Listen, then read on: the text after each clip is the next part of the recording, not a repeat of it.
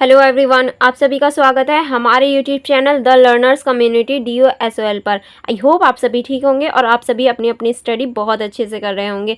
और आज की जो हमारी वीडियो होने वाली है वो सेमेस्टर 1 की हिस्ट्री की वीडियो होने वाली है।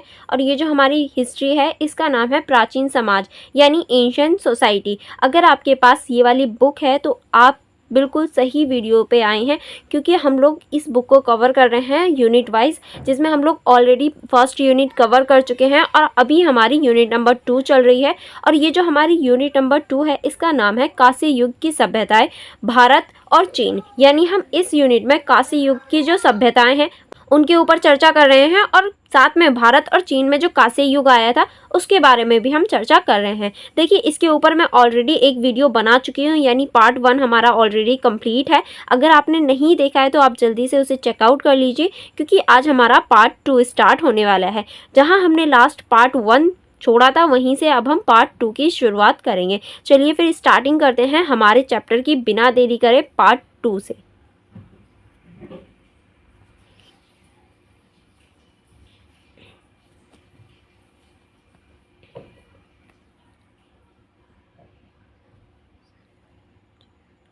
लास्ट वीडियो में हमने यहाँ तक कवर कर लिया था सामाजिक जीवन का आदान प्रदान, यानी ये हमारा नेक्स्ट टॉपिक स्टार्ट होने वाला था, सामाजिक जीवन का आदान प्रदान। चलिए फिर बिना देरी करे हम इस टॉपिक की शुरुआत करते हैं। इसमें हम सामाजिक जीवन के आदान प्रदान में जो हड़प्पा सभ्यता थी उसके बारे में हम चर्चा करेंगे। ओके, फर्स्ट पॉइंट से अब हम स्टार्टिंग करने वाले हैं। फर्स्ट पॉइंट होगा हमारा, हड़प्पा सभ्यता के शहरों में सामाजिक जीवन के लिए आवश्यक सामग्रियों का आदान प्रदान उनके पड़ोसी क्षेत्रों से होता था, जिससे उनकी सामाजिक और सांस्कृतिक आयामों को मजबूती से बनाए रखने में मदद मिलती थी। यानी देखिए, जो हड़प्पा सभ्यता थी उसमें शहरों को और सामाजिक जो जीवन होता था उसको संतुलित करने के लिए जो आदान प्रदान होता था वो पड़ोसी क्षेत्रों तक भी था। यानी हम कह सकते हैं जो इनका व्यापार था वो पड़ोसी क्षेत्र में और दूर दूर के क्षेत्रों में भी मौजूद था। ठीक है, चलिए आगे बढ़ते हैं। आगे अब हम देखेंगे हड़प्पा सभ्यता के शहरों का साथ ही व्यापार और संसाधनों का आदान प्रदान उनके समृद्धियों के लिए महत्वपूर्ण था और उनके इन संस्कृतियों का आर्थिक, सामाजिक और सांस्कृतिक दृष्टि से सशक्त बनाया। यानी उनका जो व्यापार था उसी ने उन्हें समृद्ध बनाया, उन्हें मजबूत बनाया। सांस्कृतिक, आर्थिक, सामाजिक और सांस्कृतिक दृष्टि से उन्हें मजबूत बनाने का एक सबसे महत्वपूर्ण जो कारक था वो उनका व्यापार ही था, क्योंकि व्यापार ने इन्हें मजबूत बना दिया हड़प्पा वासियों को। ठीक है, नेक्स्ट आप इसमें लिखेंगे, यह एक सशक्त और व्यापारिक संस्कृति के विकास का उदाहरण है जो अपने समय के लिए अत्यंत महत्वपूर्ण है। और ये हम कह सकते हैं ये जो है ये एक सशक्त और व्यापारिक संस्कृति के विकास का एक उदाहरण के रूप में हम हड़प्पा जो संस्कृति है उसको लिख सकते हैं। ठीक है, नेक्स्ट अब हमारा टॉपिक है नगर नियोजन और नागरिक संगठन। अब हम इसके नगर नियोजन और नागरिक जो संगठन थे उनके बारे में चर्चा करेंगे। ठीक है, पहला अब हम देखेंगे नगर नियोजन में या नागरिक संगठन में हम फर्स्ट पॉइंट लिख सकते हैं, हड़प्पा के शहर नगर नियोजन और नागरिक संगठन का एक परिष्कृत स्तर प्रस्तुत करता है। नेक्स्ट आप इसमें लिख सकते हैं, गठन की रचनाओं के लिए मानव द्वारा निर्मित ईंटों के बड़े ही चबूतरों का उपयोग नींव तैयार करने के लिए किया जाता था, ताकि उन्हें बाढ़ और अन्य नुकसान से बचाया जा सके, क्योंकि ज़्यादातर शहर नदी के किनारे स्थित थे। यानी देखिए, जो चबूतरे होते थे या ये कहें जो नालियों के किनारे होते थे उन्हें पक्की ईंटों से बनाया जाता था। आई होप आपको चबूतरों का मतलब पता होगा। चबूतरों का मतलब होता है जो हमारे गेट के बाहर थोड़ी सी ज़मीन होती है उसमें जो हम ईंट वगैरह या फिर स्लिप वगैरह बना देते हैं उनको चबूतरा बोलते हैं। ओके, जैसे कि देखिए ये हमारा घर है। ठीक है, आप सपोज कीजिए ये हमारा कोई घर है, घर के आगे जो चीज़ें बनाई जाती थी या थोड़ा सा स्लिप वगैरह बना दी जाती हैं वही चबूतरा कहलाता है। ठीक है, और ये जो चबूतरा होता था ये हमेशा पक्की ईंटों से बनाया जाता था, ताकि बाढ़ वगैरह या फिर ऐसी स्थिति में इसको कोई नुकसान ना हो और जो घर हैं वो सही सलामत रह सकें। और क्योंकि ऐसा इसीलिए पॉसिबल था क्योंकि सारे ही जो शहर थे वो नदियों के किनारे बसे हुए थे। ठीक है, नेक्स्ट पॉइंट आप इसमें लिख सकते हैं, हड़प्पा के शहरों ने ग्रिड पैटर्न का पालन किया, जिसमें सड़कें मुख्य दिशा की और उन्मुख थी और एक दूसरे को समकोण पर काटती थी। आपने ये वर्ड भी बहुत सुना होगा कि हड़प्पा सभ्यता में जो नालियाँ वगैरह बनाई जाती थी, सड़क वगैरह बनाई जाती थी, वो ग्रिड पद्धति से बनाई जाती थी जो एक दूसरे को समकोण पर आकर काटती थी, जिसकी वजह से जैसे हवा चलती थी ना तो गलियों में जैसे कूड़ा होता था ना वो खुद ब खुद हवा से उड़कर साफ हो जाती थी गलियां। इस तरह से इस हिसाब से गलियों को बनाया गया था ग्रिड पद्धति का उपयोग करके। ओके, चलिए फिर आगे बढ़ते हैं। अब आगे हम लोग देखेंगे आवासीय सुविधाएं कि आवासीय क्या क्या सुविधाएं थी। ठीक है, पहला आप इसमें लिख सकते हैं, हड़प्पा के अधिकांश घरों में व्यक्तिगत कुएं, नहाने के स्थान और नालियां मिलती थी। यानी सभी के घरों में व्यक्तिगत कुएं थे, नहाने के स्थान थे और नालियां मौजूद थी। नालियों का निर्माण भट्टी की ईंटों से किया जाता था, जबकि घरों को मिट्टी की ईंटों से बनाया जाता था। यानी नालियों को बहुत मजबूती से बनाया जाता था। ठीक है, आप देखिए जिस तरह से शहर को बसाया जाता है या शहरों में चीज़ें होती हैं, बिल्कुल ऐसी ही चीज़ें हमारी हड़प्पा सभ्यता में देखी गई। इसीलिए हड़प्पा सभ्यता को शहरी सभ्यता कहा जाता है। ये ग्रामीण सभ्यता बिल्कुल नहीं है, ये बिल्कुल भी गलती से भी मिस्टेक नहीं होनी चाहिए, क्योंकि ये शहरी सभ्यता है। ठीक है, नेक्स्ट अब हम देखेंगे हड़प्पा सभ्यता की कला और संस्कृति। अब हम हड़प्पा सभ्यता की जो कला और संस्कृति है उसको चर्चा करने वाले हैं। ठीक है, इसमें आप लिख सकते हड़प्पा सभ्यता, जिसे इंडस वैली सिविलाइजेशन भी कहा जाता है, एक प्राचीन और महत्वपूर्ण सभ्यता थी जो इंडस नदी के किनारे वर्तमान पाकिस्तान और भारत के उत्तर पश्चिम हिस्से में विकसित हुई। यानी जो हड़प्पा सभ्यता है उसको इंडस वैली सिविलाइजेशन के नाम से भी जाना जाता है, और ये सबसे प्राचीन सभ्यताओं में से एक है, और ये इंडस नदी के किनारे बसी हुई थी, इसीलिए इसे इंडस वैली सिविलाइजेशन के नाम से जाना जाता है। और वर्तमान में ये मोस्टली पाकिस्तान में और कुछ हिस्सा भारत में भी, भारत के उत्तर पश्चिम में भी पाया जाता है, यानी उत्तर पश्चिम में भी मौजूद है। ठीक है, नेक्स्ट चलते हैं। नेक्स्ट आप इसमें लिखेंगे इस सभ्यता की कला और संस्कृति ने उसके दौर में सामाजिक, आर्थिक और सांस्कृतिक जीवन को प्रकट किया और हमें इसे अद्वितीय विरासत के बारे में जानकारी प्रदान की। यानी हड़प्पा सभ्यता जो है वो जो कला और संस्कृति है उसको सामाजिक, आर्थिक और सांस्कृतिक रूप में बहुत ज़्यादा अद्वितीय चीज़ें प्रकट की और हमें हमारे सामने लाकर ये चीज़ें दिखाई, ये हमें अनुभव करवाया कि हाँ, हमारे जो पूर्वज थे या फिर ये कहें हमारे जो हड़प्पा सभ्यता वाले लोग थे वो बहुत ज़्यादा आगे थे हमसे। अगर वो लोग अब भी मौजूद होते तो हम कहीं ना कहीं बहुत आगे होते पूरे विश्व में। अब देखिए पहले, इतने टाइम पहले, इस टाइम हम 1700 की बात कर रहे हैं, अगर 1700 में हम इतने आगे थे कि हम शहरों की तरह जीवन जीते थे जैसे आज हम जी रहे हैं, तो अगर हम पहले के लोग अगर अब भी मौजूद होते तो आप सोचिए हम कहाँ होते। तो इसीलिए ये हमें नई नई चीज़ और ये हमें जानकारी देने का भी कार्य करता है। ठीक है,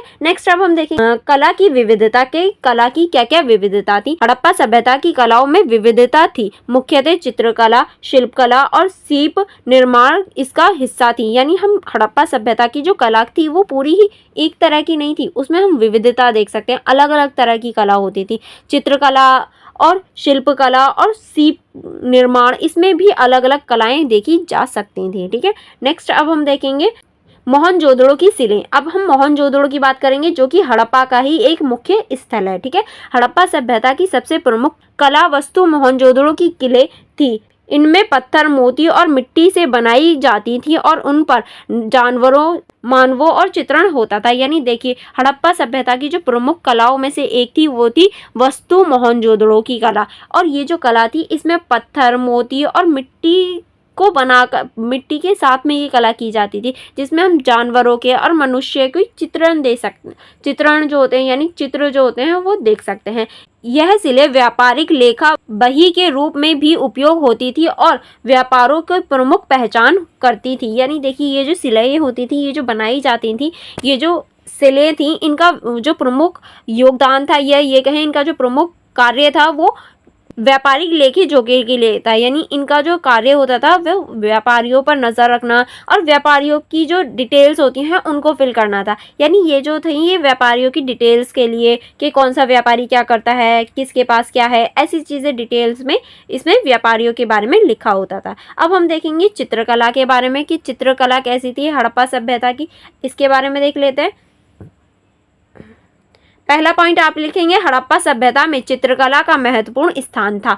दूसरा पॉइंट आप लिख सकते हैं यह कला विभिन्न प्राकृतिक और सामाजिक परिदृश्यों को दर्शाती थी और विविधता को सुंदरता से प्रकट करती थी। यानी ये जो कला है ये विभिन्न प्राकृतिक और सामाजिक परिदृश्यों को दिखाती थी जो हड़प्पा सभ्यता की कला थी और ये सुंदरता को प्रकट करने का भी कार्य करती थी। ठीक है, नेक्स्ट अब हम देखेंगे चारित्रिक जानवर, मानव आकृति और प्राकृतिक तटबंधन इसकी प्रमुख विशेषताएं थी। यानी जो कलाकृति थी हड़प्पा सभ्यता की, वो उसकी जो प्रमुख विशेषता थी वो चारित्रिक जानवर, मानव आकृति और प्राकृतिक तटबंधन की, ये प्राकृतिक तटबंधन ये इसकी प्रमुख विशेषताओं में से है। ठीक है, अब हम देखेंगे शिल्पकला के हड़प्पा सभ्यता की शिल्पकला कैसी थी। पहला आप लिख सकते हैं हड़प्पा सभ्यता में शिल्पकला भी महत्वपूर्ण थी। नेक्स्ट आप इसमें लिख सकते हैं यहाँ पर चांदी और तांबे के उत्पादन में निपुणता थी और यह उत्पादों के व्यापार के लिए महत्वपूर्ण था। यानी यहाँ जो चांदी और तांबा था वो बहुत ज़्यादा महत्वपूर्ण माना जाता था, या ये कहें महत्वपूर्ण था उत्पादन के लिए। नेक्स्ट आप इसमें लिख सकते हैं अलंकरण और धातुओं प्रतिष्ठित वस्तुओं का निर्माण भी यही होता था। यानी यहाँ पर अलंकृत वस्तुओं का भी निर्माण किया जाता था। अलंकृत यानी किसी भी वस्तु पर कुछ लिखवा देना अलंकृत वस्तुएं कहलाती हैं। ठीक है, नेक्स्ट चलते हैं। नेक्स्ट अब हम देखेंगे व्यापार का महत्व कि यहाँ पर हड़प्पा सभ्यता में व्यापार का क्या महत्व था। इसमें आप पहला पॉइंट लिख सकते हैं हड़प्पा सभ्यता व्यापार की महत्वपूर्ण सभ्यता थी और इसमें व्यापारिक गतिविधियों का अद्वितीय योगदान था। हड़प्पा सभ्यता में व्यापारिक गतिविधियों का बहुत बड़ा योगदान था, जिसकी वजह से हड़प्पा सभ्यता फला फूला। ठीक है, और आपको ये सारे ही पॉइंट्स ऐसे ही पॉइंट्स वाइज बना कर लिखने हैं, कोई भी पैराग्राफ नहीं लिखेगा। ओके, जैसे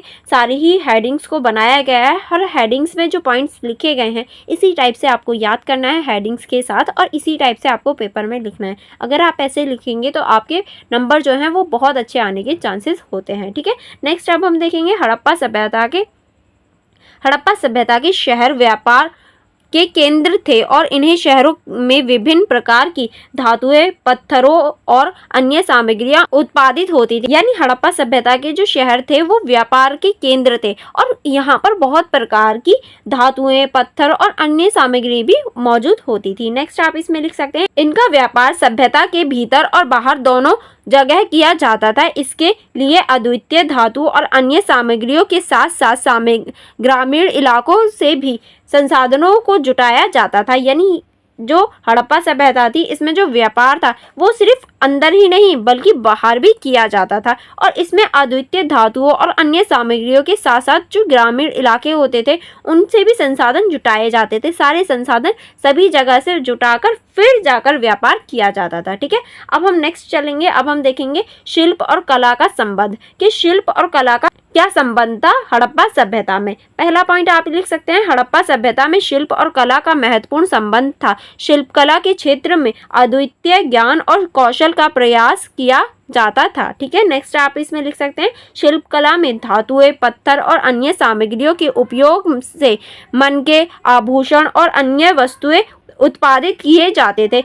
यानी हम कह सकते हैं शिल्प कला में जो पत्थर होते थे, धातु होते थे और अन्य जो वस्तुएं होती थी उनसे मन के आभूषण और अन्य वस्तुएं भी बनाई जाती थी। ठीक है, तो यहाँ पर जो व्यापार वगैरह था वो काफ़ी अच्छी स्थिति में देखने को मिलता है। ठीक है, नेक्स्ट आप इसमें लिख सकते हैं मनकों का सीप बनाने और अन्य शिल्प गतिविधियों के लिए कार्यशालाएं शहरों में स्थित थीं जो इन उत्पादनों के व्यापार को संचालित करती थीं। यानी जैसे इस टाइम पे होता है जो गतिविधियां होती हैं, जो भी चीज़ बनाई जाती है वो शहरों में ही तो बनाई जाती है, गाँवों में तो बहुत कम निर्माण का कार्य होता है।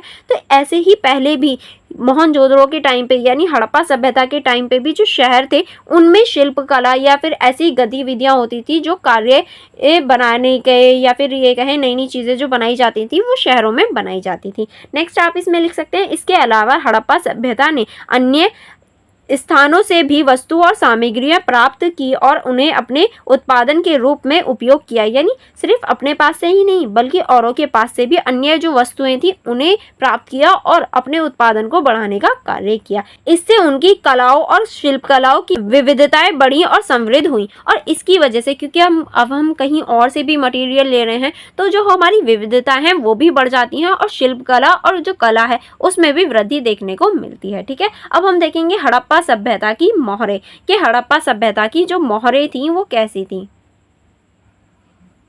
इसमें आप पहला पॉइंट लिख सकते हैं मोहरों का आकार और निर्माण सामग्री। यानी अब हम देखेंगे मोहरों का आकार और जो निर्माण सामग्री थी वो किस तरह से थी। पहला आप लिखेंगे हड़प्पा सभ्यता की मोहरें छोटे और सपाट होती थी चौकोर और आयताकार आकार में, यानी जो हड़प्पा सभ्यता की मोहरें थी वो छोटी और सपाट होती थी और चौकोर और आयताकार आकार में देखने को मिलती थी। नेक्स्ट आप इसमें लिखेंगे इन्हें शैलखड़ी से बनाया जाता था, यानी हड़प्पा की जो मोहरें थी उन्हें शैलखड़ी नामक पदार्थ से बनाया जाता था। ठीक है, नेक्स्ट चलेंगे। अब हम इसके जो मोहरें हैं उनमें जो चित्रांकन है, जो चित्र बनाए जाते थे उसके ऊपर चर्चा करेंगे। इसमें आप लिखेंगे मोहरों पर मनुष्य या जानवरों के संयोजन को दर्शाने वाले चित्र होते थे, यानी मोहरों पर मनुष्य और जानवरों के बीच में जो संबंध बना सकें ऐसे चित्र बनाए जाते थे। नेक्स्ट आप इसमें लिखेंगे इन चित्रों का उपयोग संबोधन या प्रतिष्ठान के प्रमुख चिन्हन के रूप में किया जाता था, यानी जो चित्र थे उनका उपयोग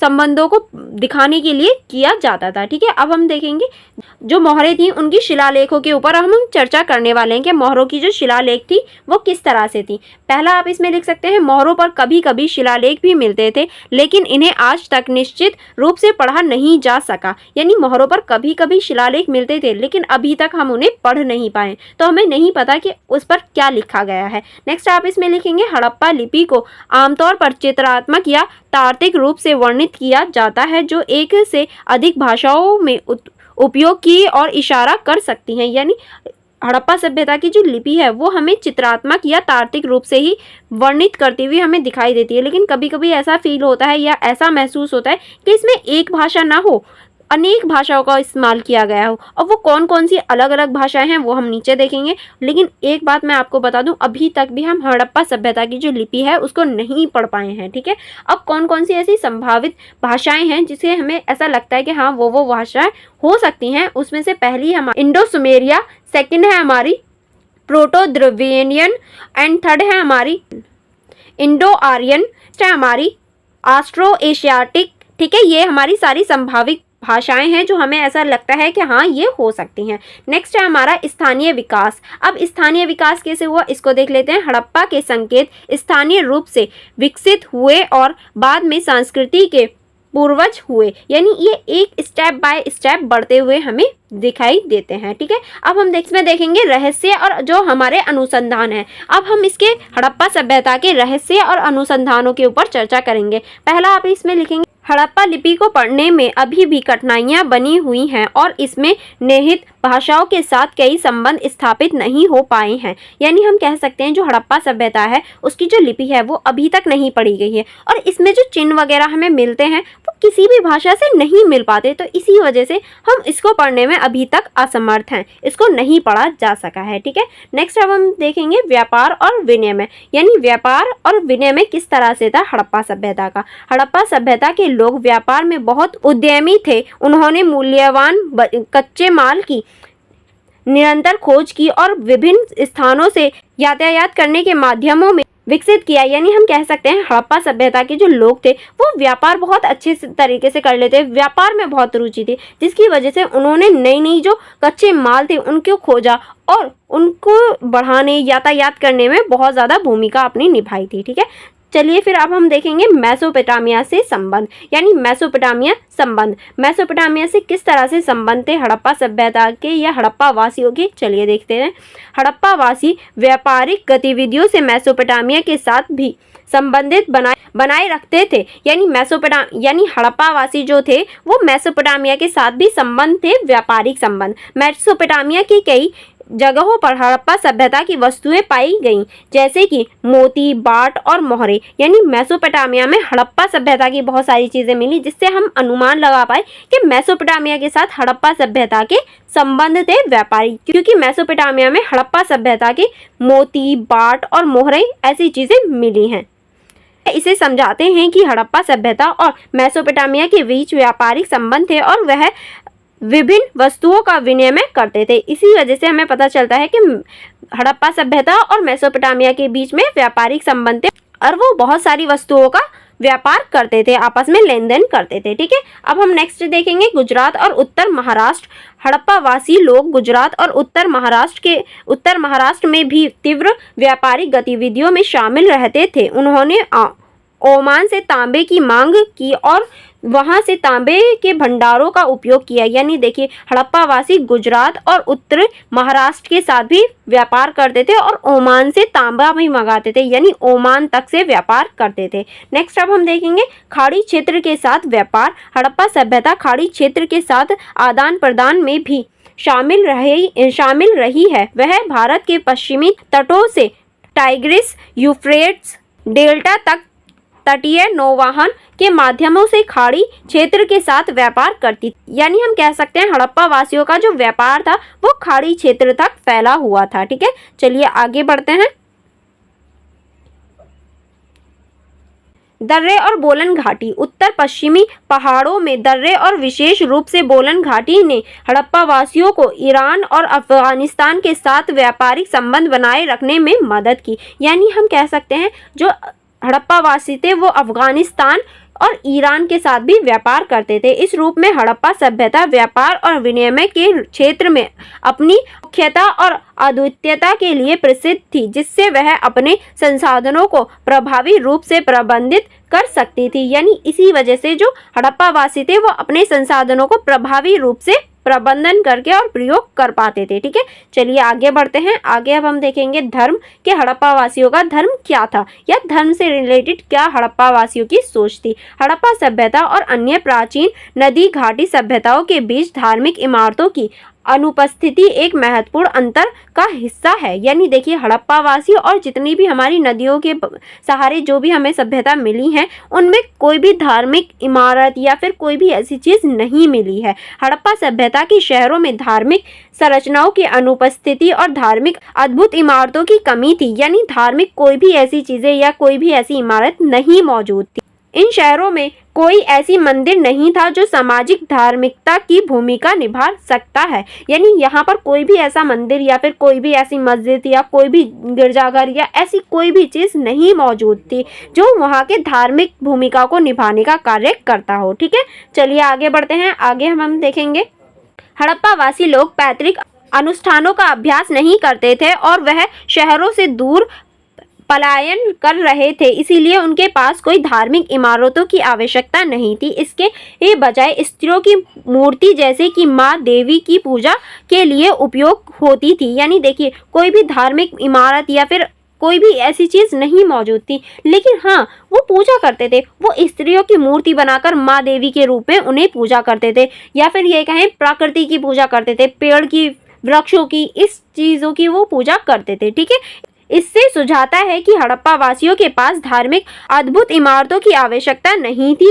और वह अपने धार्मिक अभ्यास को मूर्ति और चित्रों के माध्यम से अदा करते थे। यानी हम कह सकते हैं वहाँ कोई भी ऐसी इमारतें वगैरह मौजूद नहीं थी, तो वो अपनी जो धार्मिक चीज़ें थी उनको मूर्ति और चित्र के माध्यम से प्रकट करते थे। ठीक है, चलिए आगे बढ़ते हैं। आगे अब हम देखेंगे हड़प्पा वासी लोगों के पास अग्निवेदियों के रूप में धार्मिक अंशों के प्रमाण मिले, जिससे कि राख और जले हुए अनाज के निशान। कुछ विद्वान शैववादी धर्म के प्रमुख अंश का देते हैं, लेकिन यह हड़प्पा सभ्यता के शहरी चित्र के साथ अच्छी तरह से मेल नहीं खाते। यानी हमें कुछ तो निशान मिले हैं जैसे कि जले हुए अनाज के निशान और बहुत सारी ऐसी थोड़ी बहुत चीजें मिली हैं जो शैववादी धर्म की तरफ इशारा करती हैं, लेकिन कोई भी ऐसा चित्र नहीं मिला है हमें, शहरी चित्र या कोई भी ऐसी चीज नहीं मिली है जिसकी वजह से हम ये भी नहीं कह सकते कि वो लोग इस धर्म को फॉलो करते थे। ठीक है, थोड़े बहुत अवशेष मिले पर वो डिटेल में नहीं है, तो हम इस कंक्लूजन पर नहीं पहुंच सकते। इसके अलावा हड़प्पा के शहरों में खुदाई की गई कब्रों में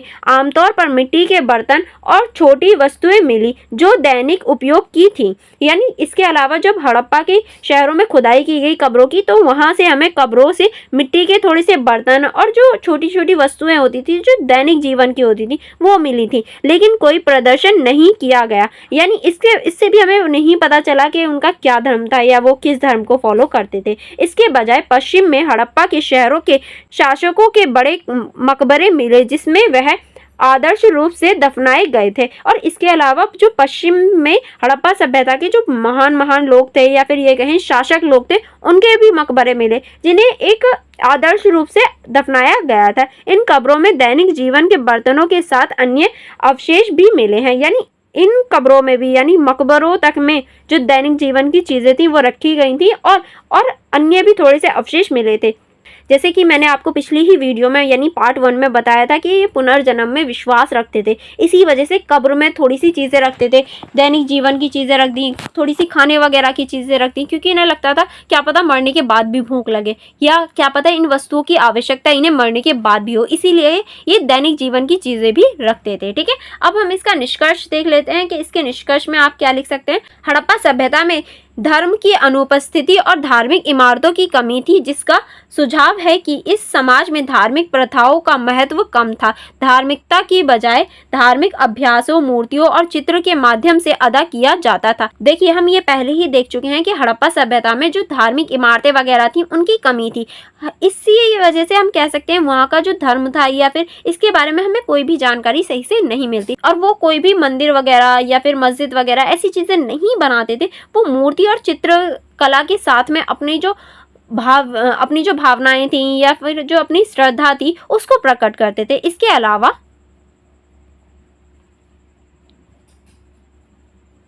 कब्रों का सादगी से दिखाई देने का सुझाव है, जो इस समाज में धार्मिक प्रथाओं के प्रति आलस्यकारी दृष्टिकोण को दर्शाता है। यानी देखिए, इसके अलावा हमें कब्र मिली, कब्रों से भी हमें पता चल जाता कि हाँ वो किस धर्म को फॉलो करते हैं, पर ऐसा कुछ भी हमें नहीं मिला, क्योंकि वहाँ सिर्फ सिंपल सी प्रथाओं के साथ उन्हें दफनाया गया था। यानी मिट्टी के अंदर गड्ढा खोद के जब मुर्दे को लिटा दिया जाता है और मिट्टी ऊपर से ढक दी जाए तो उसको दफनाना बोलते हैं। और यही चीज़ सेम जो मोमडन्स होते हैं यानी मुसलमान होते हैं उनके धर्म में फॉलो की जाती है। तो पहले भी दफनाया जाता था, और ऐसी कोई भी हमें चीज़ें नहीं मिली जिससे हमें उनके धर्म के बारे में पता चल पाए। आई होप आपको ये सारी ही चीज़ें यहाँ तक समझ में आ गई होंगी। अब जो हमारा नेक्स्ट टॉपिक होगा वो होगा हमारा कांस्य युग चीन। यानी नेक्स्ट टॉपिक में हम कांस्य युग के बारे में चर्चा करेंगे, वो भी चीन के साथ में, कि चीन में कांस्य युग कैसे शुरू हुआ और कहाँ से कब तक हुआ। आई होप आपको अभी तक ये पूरा ही समझ में आ गया होगा। अगर आपको कोई डाउट हो या कोई प्रॉब्लम हो तो आप मुझसे कमेंट बॉक्स में पूछ लेना। और ये जो हमारा टॉपिक है ये हम नेक्स्ट वीडियो में यानी वीडियो नंबर 3 में कवर करने वाले हैं, क्योंकि बहुत ज़्यादा लेंथी हो जाएगी वीडियो। तो ये वाली यानी वीडियो नंबर 2 हम यहीं तक, पार्ट 2 को यहीं तक रहने देते हैं, और पार्ट 3 में अब हम इसे नेक्स्ट वीडियो में या नेक्स्ट पार्ट में कवर करेंगे। चलिए फिर मिलते हैं नेक्स्ट पार्ट में। Thank you for watching everyone.